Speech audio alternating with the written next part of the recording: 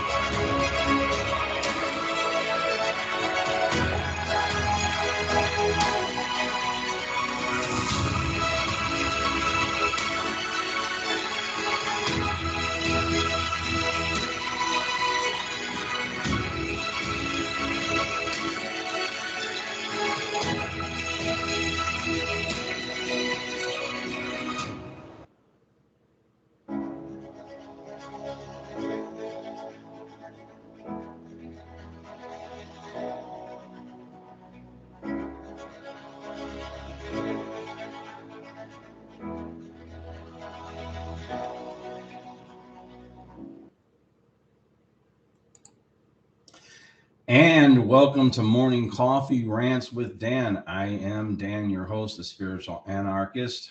I don't have any websites yet to mention, but I do have a book I'm going to be reading out of today called Violence and Ego. I'm going to be reading about some self-defense things that need to be read about, and I think they will help with what's coming up in the future of our world. In the world of self-defense, there's always a lot of what-if scenarios. People always have, what if this, what if that, what if this? And I've always found that in martial arts, if you just train and prepare yourself, the what ifs don't really matter. You will just react. So how that mirrors the rest of life, in my opinion, is when you are just reacting to how you've trained.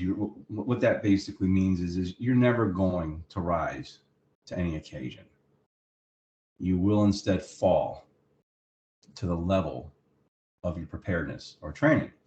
So the what ifs is very important because I've got some conspiracy theory what ifs that I'm going to discuss today related to, the selection of this country's new ruler, and hopefully I don't alienate everybody, but hey, if I united the whole world against me, but it united them, and then my mission is accomplished, I guess. But I don't want to put that out in the collective. I certainly would want the whole world with me. I want unity.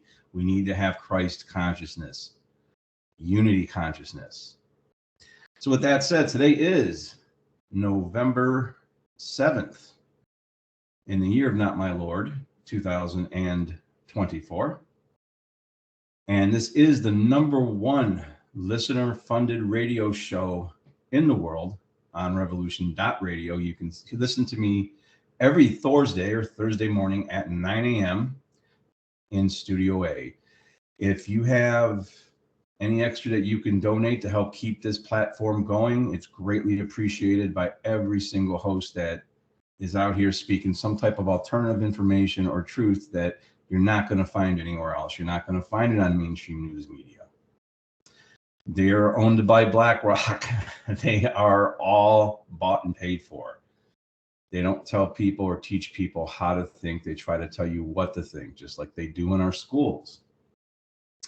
So one of the things that I wanted to kind of start this off with is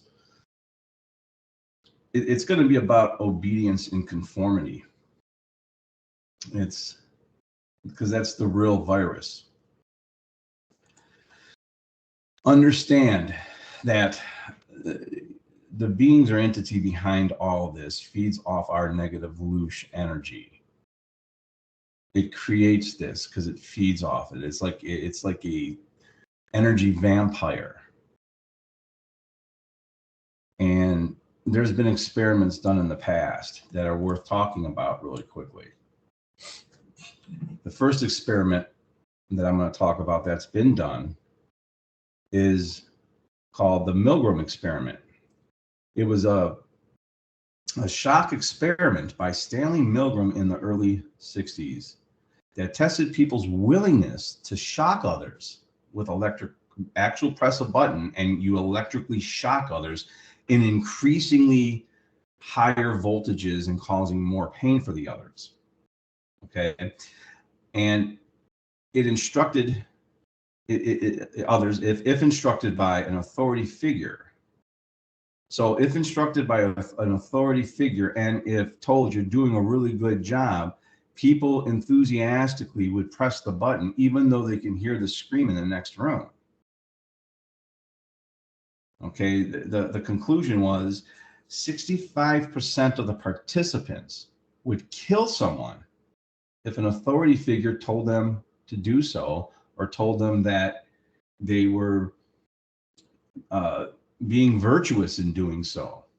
Because remember, they have to, in order to get human beings to murder one another, they have to dehumanize one side over the other. Because it's easier to do bad things to what you consider to be a monster. So they have to turn other human beings into a monster. Then there's another experiment that was called the Ash experiment, if I'm pronouncing that correctly, where a series of experiments by Solomon Ash in the 50s that tested the extent to which social pressure from a majority group can affect a person to conform. The conclusion, people are willing to ignore reality in order to conform to a group. That's cognizant dissonance. Now, there was a book that I have talked about before, but I think it's worth saying again. It's called Mass Engineering Human Consciousness by Jim Keith, who was a whistleblower. And they talk about these experiments in that. They talk about how all the news media, Operation Mockingbird, all say the same thing. So the name of the book, again, is Mass Engineering Human Consciousness by Jim Keith. And there's another book by a similar name by Jim Keith as well. It gives a psychology of it, because these people, these beings, these dark psychologists that work with and for these beings, they understand human psychology better than anyone alive. They know how to turn us against one another. And, you know, for instance, people never want to admit they were bamboozled or are wrong about a given thing. And they would rather die than to admit they were wrong, and in many cases. Okay, these are people you just, if they're in your personal life, and they are, you got to just let them go and be okay with it. There's nothing you can do for them. All we can do is put down the information, and if they're willing to pick it up, accept it, and consider it, Okay, then they're considering the information. You've done what you're here to do. You've done your job. You spoke the truth. I'm taking a sip of my morning coffee. I don't know if I feel like going on a rant today. I'm trying to keep my ranting in check so I don't start using profanity. Getting into religious beliefs comes from the Latin verb religare, which means to hold back, to bind, or to thwart from forward progress, or to rebind, retie, redo it over and over again. Humanity's been chasing its tail over and over again. These beings want us to murder one another. They want this to happen. They want this to happen because if they do it themselves, they will suffer the negative consequential effects of karmic law. If they do it or trick us into doing it to one another, which is what they've done throughout all of human history, then they don't have to suffer those effects. And my message is, hey, let's force them to show themselves. They don't want to do nothing that's going to unite this country. The only way they can institute a new world government is if you have a divided America. And they've done a masterful job at dividing us, like a masterful job at dividing us. Everything that they do is to get this vitriolic reaction from both sides. So now we've got the Republicrats, Donald Trump, who won the election. Leading up to that, they talked about voter fraud, and they had everybody all worried about voter fraud, and he won it pretty fair and square without no complaints of voter fraud or anything like that. It's amazing, isn't it? The left is very upset about it. And of course, a lot of people that I've talked to who are more left-leaning, they think that Trump's going to get us into this war. Listen, folks, we're already in the war, and it's a war on humanity. We're in it. Every person who puts their voice and speaks out against it is a soldier in that war, because the war is against all of humanity. I don't celebrate the 4th of July like I used to. I do still, because we won freedom for a little bit in this country, and they've been working at getting it back. And I've heard people say over and over again, how can they perpetrate such a conspiracy over such a long period of time and it not change? It's because they're working together. These secret societies pass down information. And if you don't think something could be perpetrated over a long period of time, all you need to do is think of Santa Claus. If children didn't find out about Santa Claus being fake from some other 10-year-old kid, let's just say none of us knew, we would be murdering each other over Rudolph the Red-Nosed Reindeer. Okay? God with a capital G is light, pure consciousness and light. We return to that and we reincarnate if we choose to, if we've done what we need to do in this life. We go back, we're allowed to be made aware. We become part of the all. Okay, God, the bearded guy in the desert sky, that's the devil. That was the biggest trick played on humanity. That is the devil. And people will gleefully murder one another over it. Okay, so when I look at Judaism and I look at Christianity and I look at Islam, it's like 3 teenage girls going to prom, and they arrive in the same dress and argue with each other over that dress.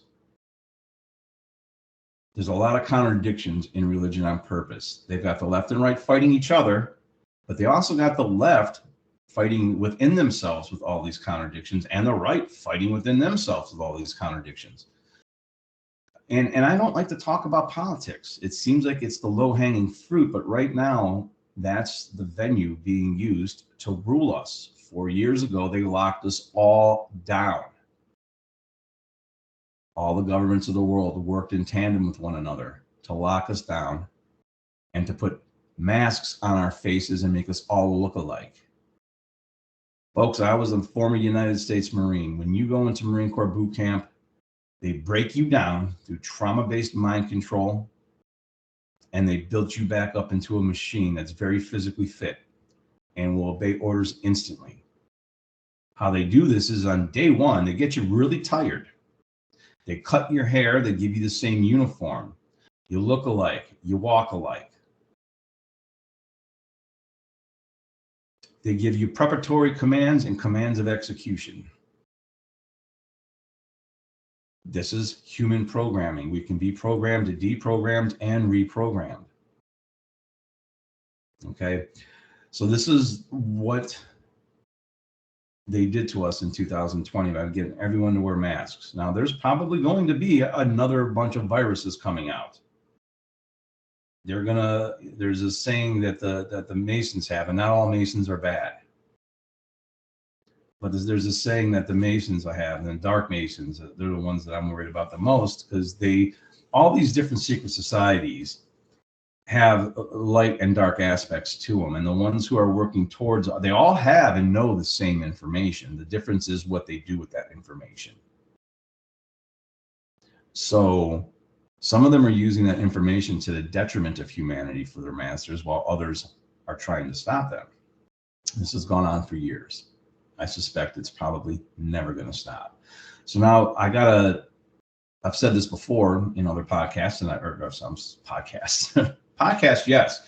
Go to my YouTube station, YouTube Spiritual Anarchist Daniel Arnold. I think originally it was Dan Arnold, but it got taken down after I interviewed David Icke. I already had 2 strikes, and that was my 3rd strike, so they took me down. So it's been up for a couple of years now. I've managed to stay up with only 1 or 2 warnings or whatever, no actual strikes yet, because I've been more careful about what I say. But if you just go on YouTube and just YouTube Spiritual Anarchist Daniel Arnold, I'll pop up. And I usually put these radio shows on there in a video format, so you can then watch it on YouTube. But I've said this before, and I'll say it again. Think about this for a second. They do different things to create conflict. Having Donald Trump be in office, because this is all a show. They're friends behind the scenes. They're doing as they're instructed. They're puppeticians. So now just imagine, if you will, this is what if. I have no real knowledge of this. I have no foresight. I have no foreknowledge. I do have a lot of psychic friends, but I'm not really psychic myself. I have, normal gifts that may be slightly exaggerated because of some of the traumas in my life that I've talked about on past shows. But I'm not like some of these other very gifted individuals. And they exist. Some of them work for the government, for the good and for the bad. Go figure. But imagine, if you will, what if, now that President Trump has been reelected as president,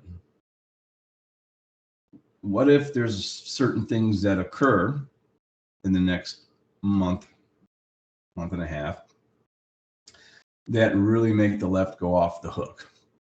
They're already very angry. So they're angered. What if that dude who's the president right now, Brandon, with his ice cream cone filled with crushed Adderall and straight up cocaine, is deemed to be unfit to be president in the next month? And Camilla has to take his place, as the vice president is there to do, to be the president. And then what if you look at the whole big picture and zoom out and look at what's happening on planet Earth right now, all over the place. By the way, prayers for the victims in Palestine. They're murdering little children. These people are pieces of satanic shit. I'm going to go off on a tangent here. Okay, so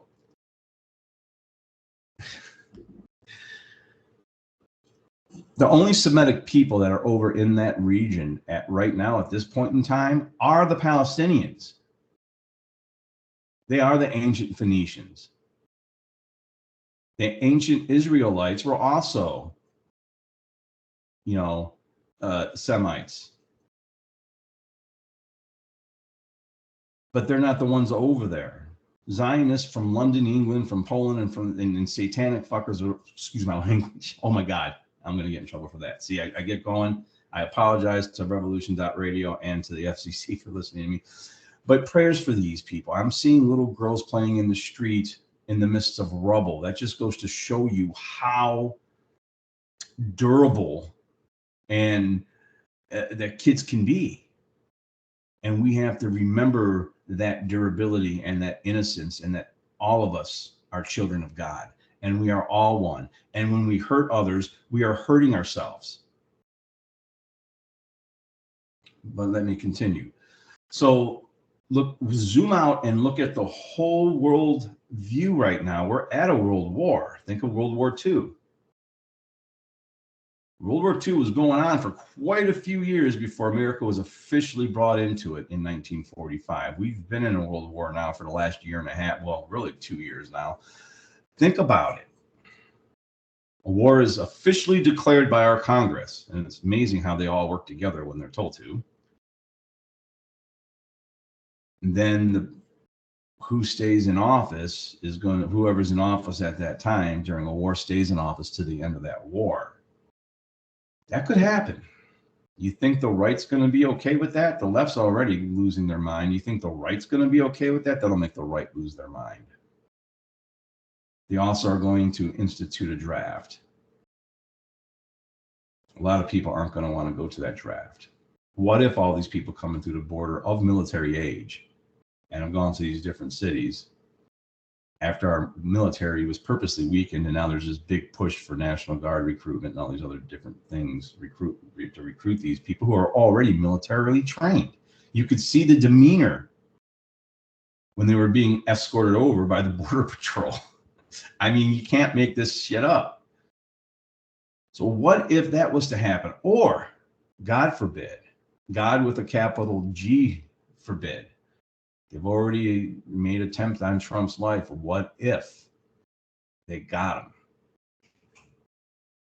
In my estimation, in my theory, okay, everything going on in the world right now is a conspiracy, so I don't need to hyphenate conspiracy with theory all the time. But my theory is, if he's quote unquote,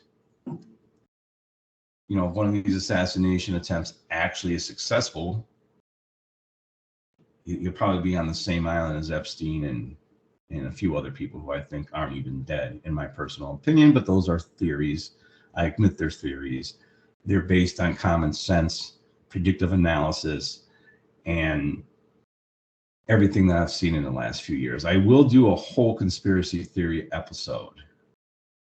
But we're getting to the point right now in humanity's history where we have to start asking questions. Why are we a dog chasing our tail over and over again?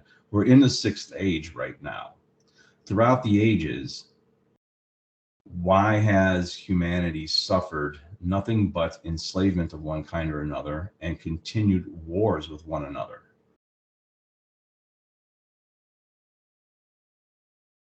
Think about the time of Moses. We were in the age of Taurus. When we were exiting the age of Taurus, Moses, that's when they wanted to burn the golden calf. Start getting into a little bit of alchemy. And we just, the age of, after that was the age of, oh God, I should have had this written down. The ram. So there were certain goddesses and gods that had the ram horns. We left the age of Pisces 4 years ago. 2 fish, opposite directions, balanced. Where's their sacrifice now? Start asking questions. Why were we such a long-lived race, according to the Bible? And according to other things in the Sumerian tablets, which I believe more than anything written on paper by man. We lived for 900 years or better. They didn't like that because we were getting too wise. We were made to be better than them. We were getting too wise. They didn't want that. So they shortened our lives with needlecraft. And here we are again, and they're doing more needlecraft. We have to start asking questions. You have to start looking at the bigger picture and start seeing the cycles, start seeing the patterns that will emerge. You can't trust words. You can trust actions. And you can also look at history and trust patterns. Look at the reoccurring pattern of human slavery and murder and genocide. I have a theory that certain Semitic bloodlines, that real rare Rh negative bloodline, is not as affected by the needlecraft. There's been reported over 2 million deaths since they started giving these shots, and a lot of other side effects. It's been reported, and they report it. They're telling you the truth. Like, they just straight out tell the truth now. They put the truth out there if you're looking for it. Okay. The age of Aquarius is about, it's about liquid water going with the flow. It's about the chalice. It's about knowledge. The apocalypse has already happened. It's the lifting of the veil. It's sharing the knowledge, and the knowledge is there to be known. So the apocalypse has already occurred. Okay. The knowledge is there for you to research it. Read Slave Species of the Gods by Michael Tillinger. Behold a Pale Horse by William Cooper. Spiritual Science by Age Nost. Holographic Universe. I'm not sure who that's by, but Holographic Universe. Read any number of David Icke's books. There's a lot of things going on around us that we can't see or we can't hear. We don't see within that spectrum. And people don't understand that. They don't believe in it. They think it's supernatural.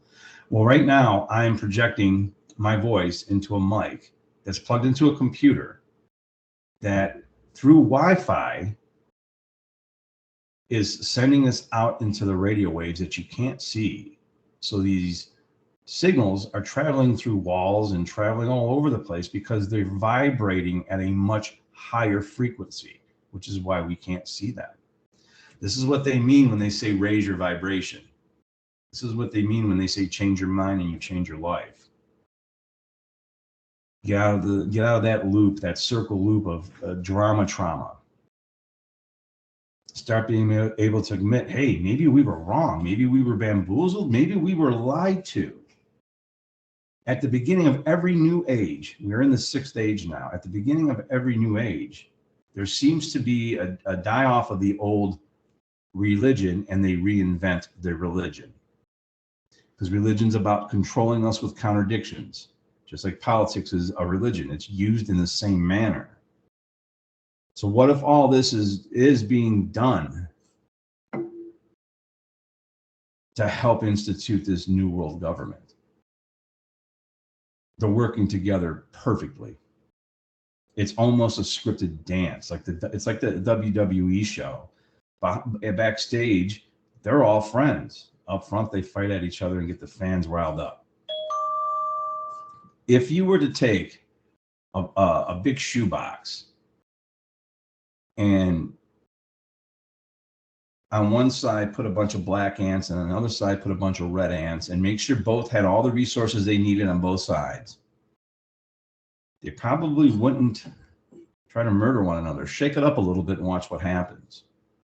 Okay? So that's just one of my what ifs. The left's already losing their mind. They're thinking, a lot of them are thinking Trump's going to get us into a war. We're already in it. Something happens to Trump or one of those two things I stated, then the right's going to lose their mind. We're being assaulted from all sides. There are many spokes on the wheel of evil, and they're all being used. Everything from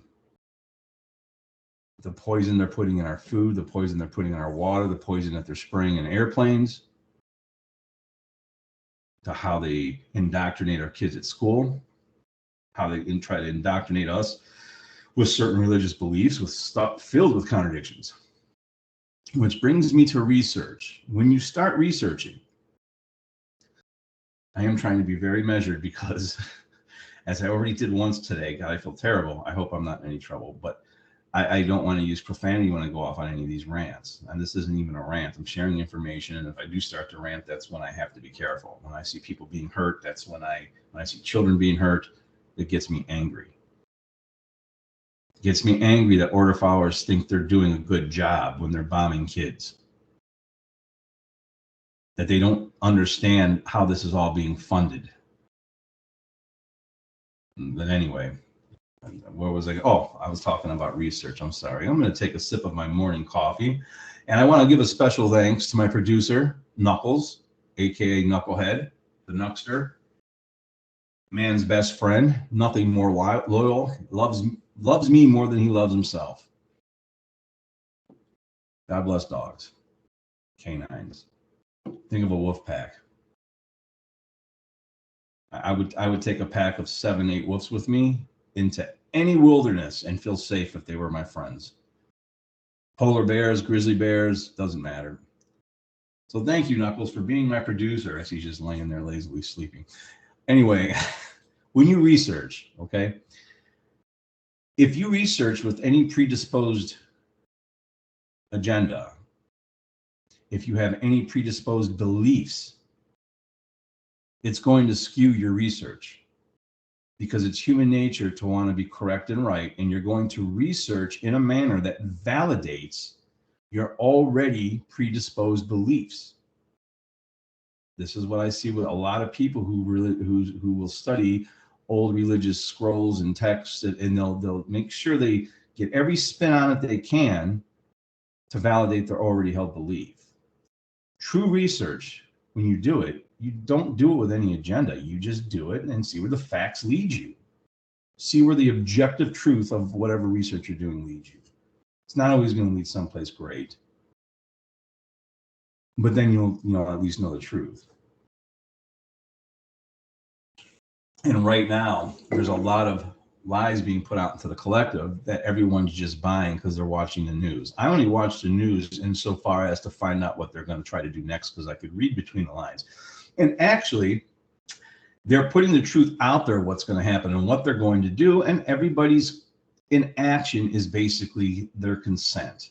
They're required under natural law, under karmic law, to, in order to avoid its effects, let their victims know what we're doing. Our consent it mitigates some of the negative consequential effects of their actions.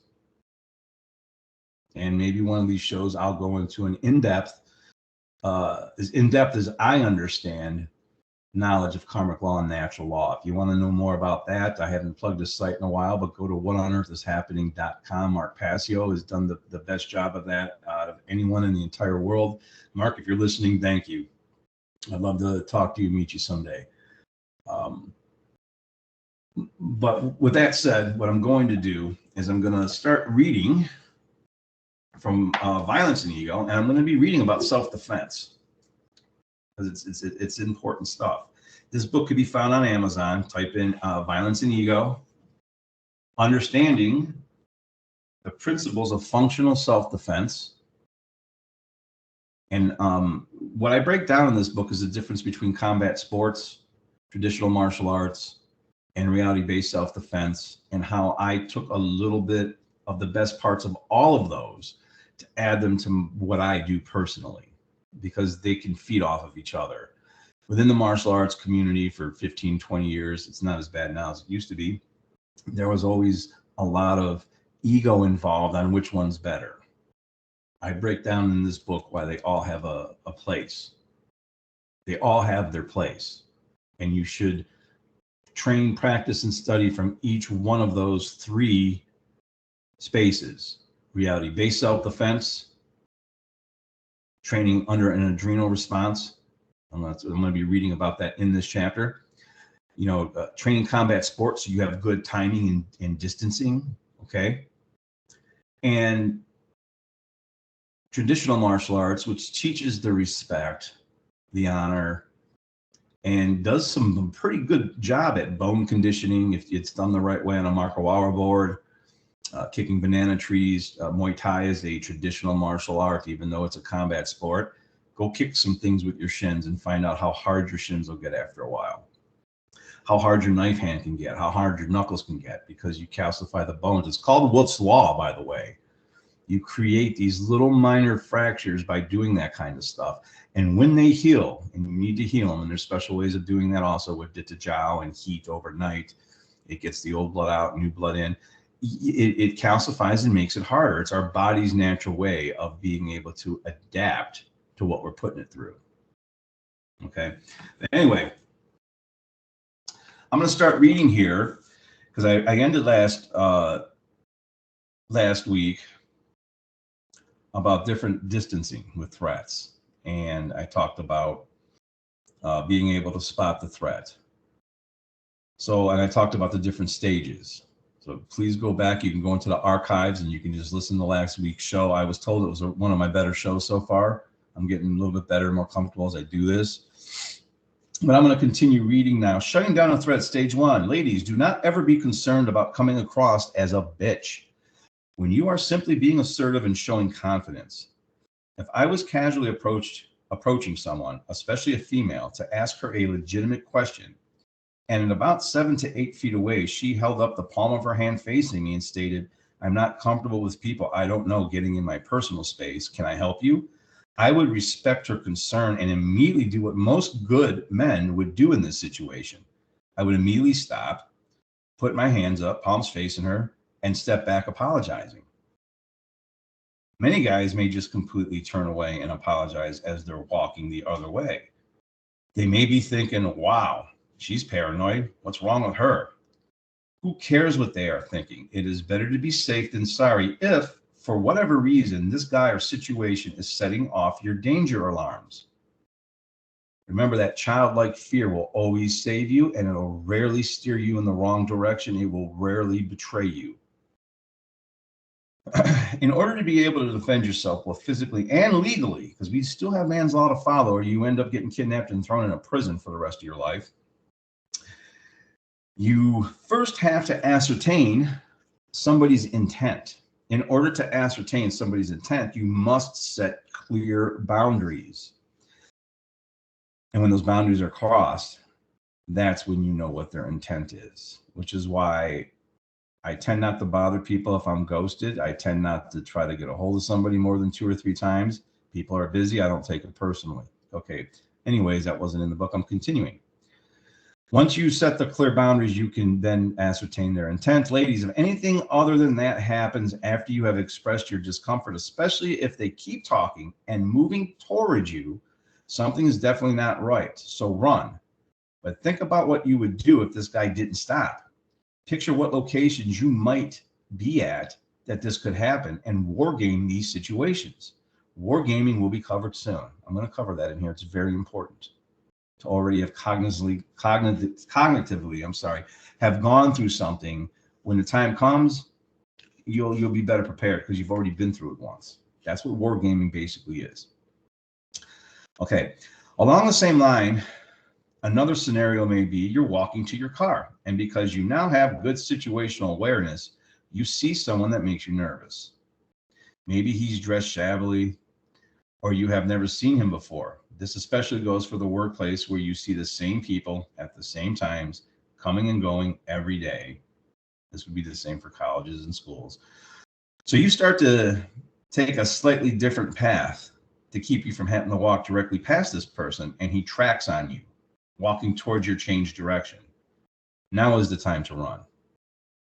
If you don't change into tennis shoes in the office before going home for the day, kick off your heels before running. An even better way to handle a situation like this would be to, as soon as you felt uneasy about this guy, say to yourself, "I forgot something in the office," and turn around and walk quickly back to your office. Saying something like that to yourself has a cognitive benefit of involuntarily creating a facial expression and body language that says she must have forgotten something.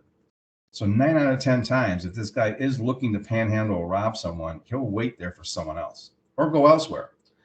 Call it into security if your business has security, or call the police. When you return to your car, don't go back alone. Okay, this is common sense self-defense. This is using your intuition. The whole world needs to start using its intuition. Next part of this chapter is very, very, very important. I can't stress this enough. And I've done lesson plans on it. I've given a couple hour training sessions on this. It's very important. So training for adrenal stress response. Something I want to make clear. You will be able to think during an adrenal stress response, but you're more than likely going to be thinking in fragmented statements or just in general intentions. You most certainly will not be thinking with any complexity. More often than not, you will also be caught unaware by an attack, or what I call COG, C-O-G, caught off guard.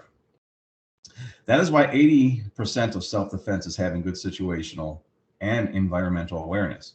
But outside the situational awareness, repetitious training and gross motor skill techniques, trained until they have become an automatic response, and also referred to as muscle memory or instinctive movement, is needed. Let me break here for a second. Anytime you're going to get good at something, it's going to take a lot of reps to do.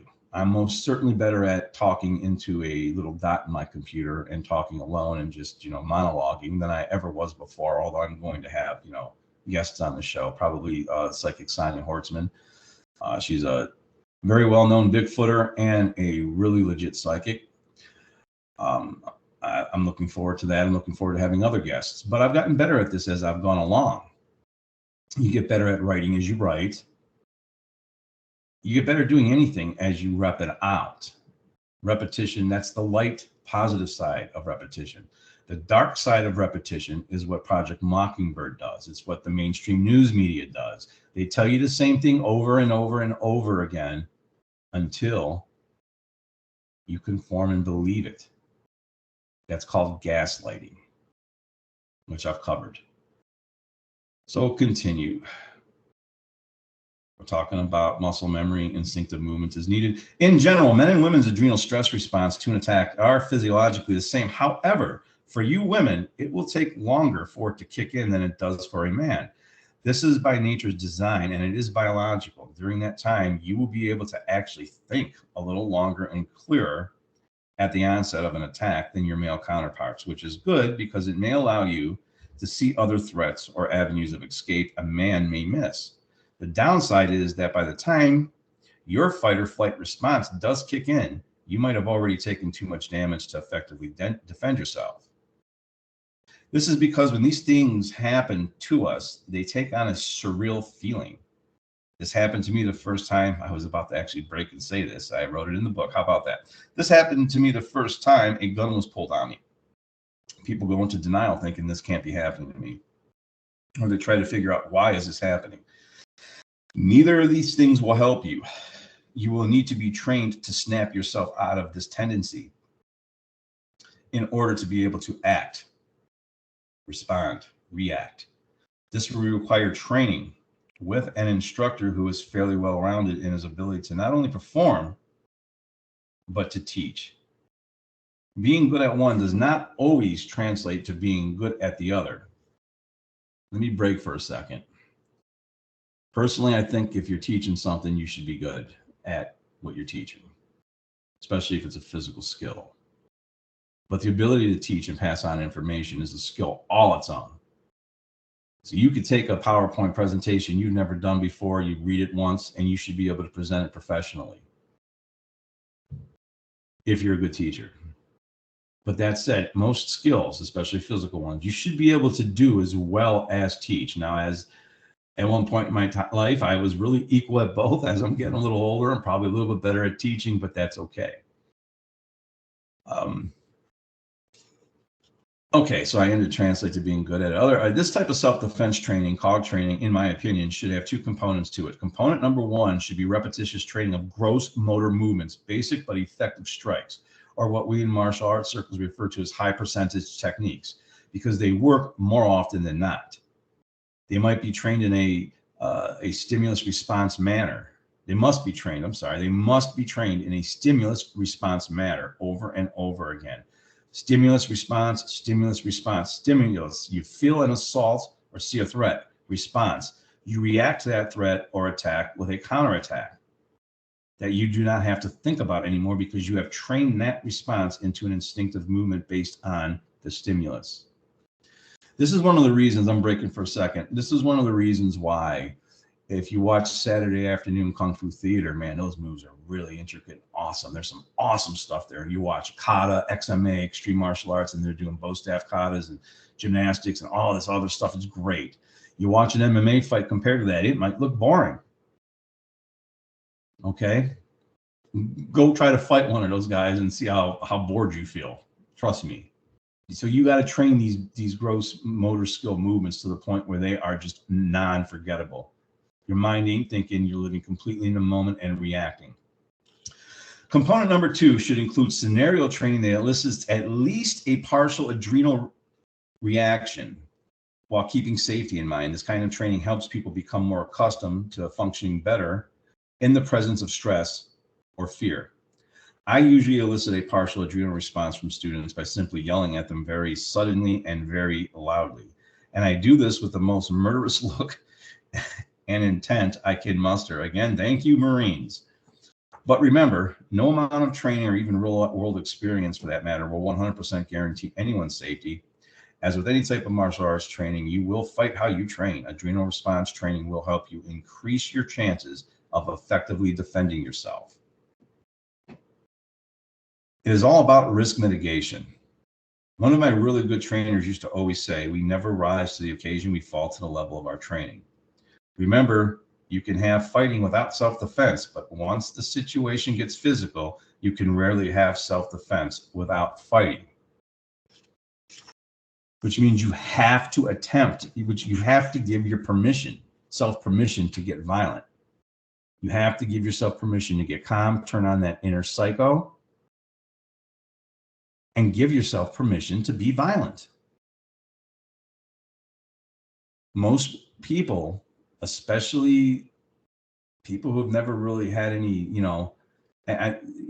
any real threats in their life, or a lot of women aren't geared in this direction.